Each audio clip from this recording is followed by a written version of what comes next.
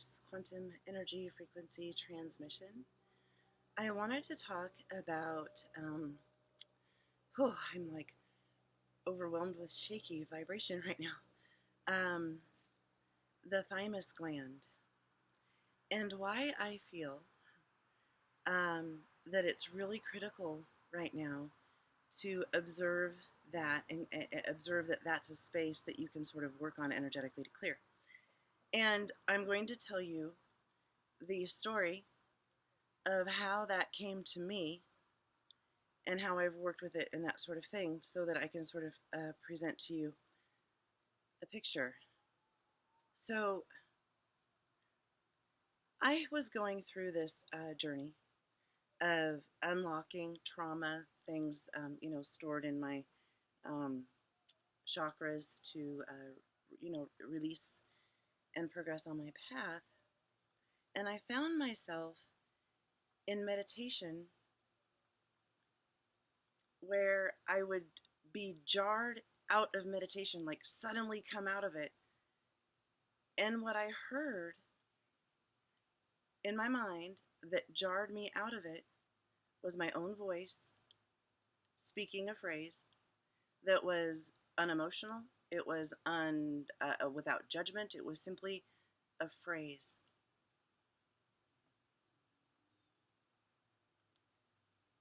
But it was jarring to my psyche in such a way that it not only brought me out of my meditation, it fully distracted me. I'm getting bitten. It fully distracted me to the point of it felt like trauma. It felt like trauma. It felt like this is an issue. This is an issue, but I don't understand it. I don't understand why it's an issue.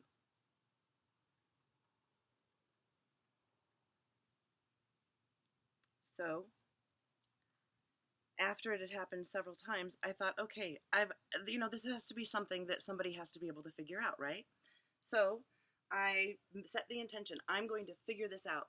And the first thought that came to me was, why don't you look and see what chakras there are? And I thought, well, there's 7, right? And I was fairly new.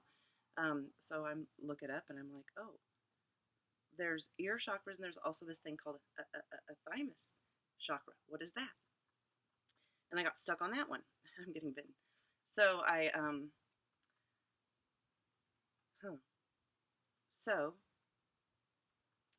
I decided I was going to research thymus. So I did a search under, I think I just typed in thymus gland. And there were a few websites that popped up, but like the third or the fourth one down was actually, the website was sort of a spiritual reference. And, me being on the spiritual path, I didn't want to go to a WebMD or whatever. I wanted to go to that one, so I clicked on that one. And it was interesting because it was like this hodgepodge of data. Not much there, but what it said resonated with me. And what it said was that the thymus sits at the seat of the soul. And it's the gland between the spirit and the physicality. Right, I skipped a step. The very first thing that happened, and I'm not saying this is this, I'm just saying this is what happened in my mind to register with me. The very first thing I happened is I looked at it and I thought, oh my God, that's the pine cone shaped gland everybody's referring to, right? That was my first thought because on this website, that's exactly what it looked like. Anyway, so I had that thought and that was my first thought, right? So then I'm reading that's the seat of the soul and I'm thinking, okay, well maybe that's a possibility, right? And then something really interesting happened. They mentioned that they did a test of this particular gland on different groups of people, and it atrophied in most people by the age of puberty. That meant something to me, and I'll come back to that. It also said that spiritual men over 50 had a more active, like pink operating thymus gland. Now, isn't that interesting? But what I thought was really interesting about that puberty reference is that, for a lot of us, by the time we hit puberty, so much of who we were intending to be when we came in is sort of poo-pooed out of us. Well, no, that's not a thing. No, you didn't really see that. No, you don't have imaginary friends. That's not really a thing. You know, all these things, and I'm just throwing these out there. But all these potentials of spiritual connection that we come in with, right? I mean, do you remember about the time that that starts to go away? Well, if you don't, it's probably because it happened before puberty, right? It happened a long, long, long time ago, right? So the thymus. So I got really excited and I thought, thymus. And my next thought was, well, I don't have a symbol for that. So I went into meditation and I was sitting with my spirit team. One of them happens to be Dr. Mikao Usui, who comes to me a lot. And it was sort of like I was maybe just sort of feeling it out, asking permission. Is this a thing? Can I feel this out? Can I do this, do this? And I wasn't in meditation very long. I opened my eyes and I was looking at a structure that I look at all the time, a rock formation structure I look at all the time. I'm really getting bitten. This is kind of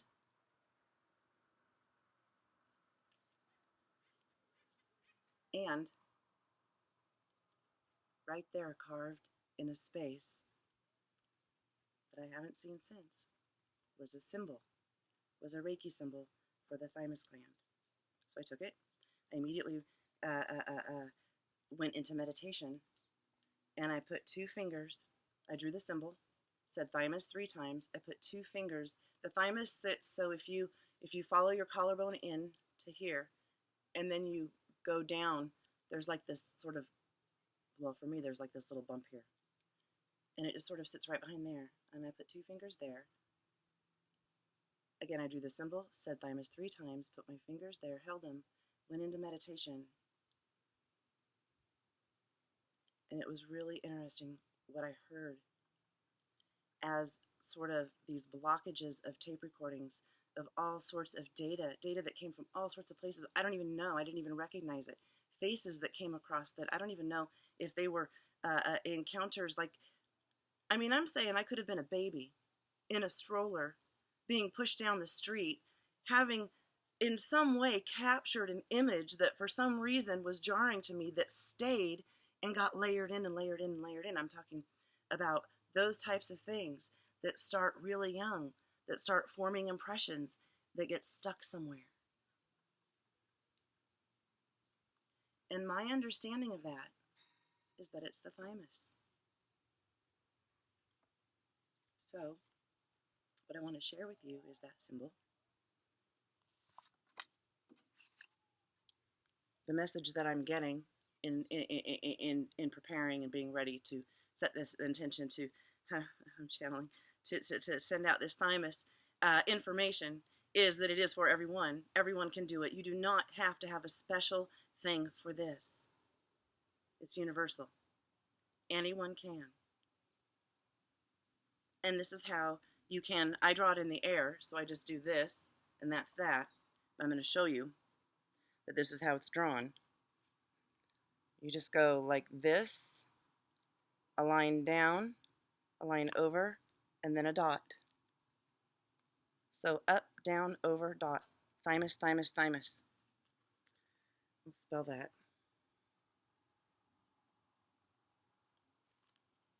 Oh, I don't know if that comes out right on this. Anyway, it's thymus. So, you know, so I've been using that with clients. I've been using it on myself, clearing things out. What that does is that works on what's called the subtle body, the subconscious. It takes out those recordings of those things that you aren't even familiar with, that you're combating in every situation emotionally to overcome. If you're trying to get on your path of, well, the word that's coming out is righteousness or whatever, on your path, if you're trying to get on there and stay on that path, you know, there's all sorts of things cycling up underneath that are telling you that that's not the way to go, that's not the way to go, and you don't even know they're there. And there are some things that might be surfacing in your mind cycling around these comments that you hear that may not feel initially that they mean something until they're presented in such a way where they're requiring attention, right? Jarring you out of meditation, saying, this is a thing, take a look at that, right? So in my work, for me, when I was doing it on myself, I heard myself say things. I heard other people say things. I saw faces, all sorts of things that weren't, real bodies. And I saw this blob float by, and a set of googly eyes float by, and I heard as it was floating by, and this happened really fast, but it's like everything kind of comes in trailing and leaves this message of what it was that was by, and it said, whoa, didn't see that one coming. I don't know. All I know is it was there. So, whoa, the air conditioner just clicked on. So I'm going to move it over here and finish it. Whoa, didn't see that one coming. So, bear with me just a minute. I'm just going to relocate over here on the conditioner. Okay, so the thymus, right? Sorry.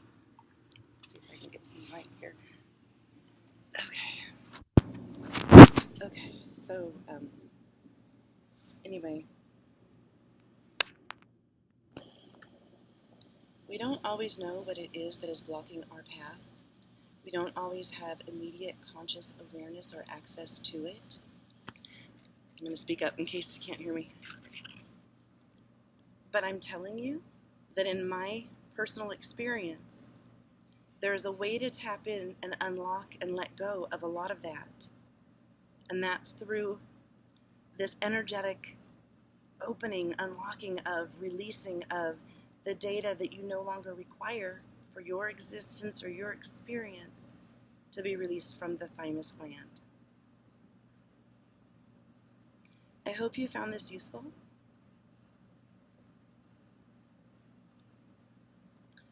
Okay, I do want to say one other thing.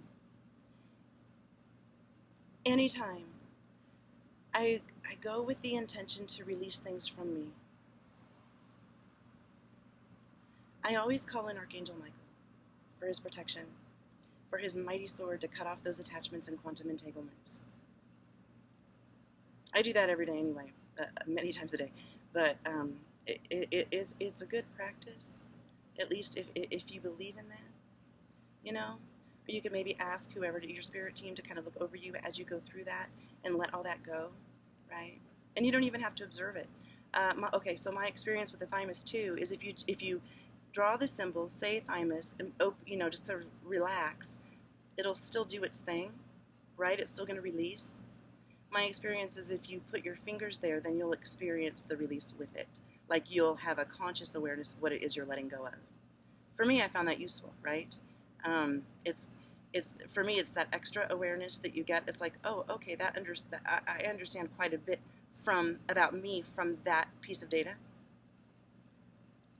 If you're not interested in that, then there's other ways. I'm just saying that's two ways that I know of, and you may find your own way to kind of work with that and work with your thymus gland. But this is what I have found that works for me, and again, it's what I use in my practice. So I wanted to share.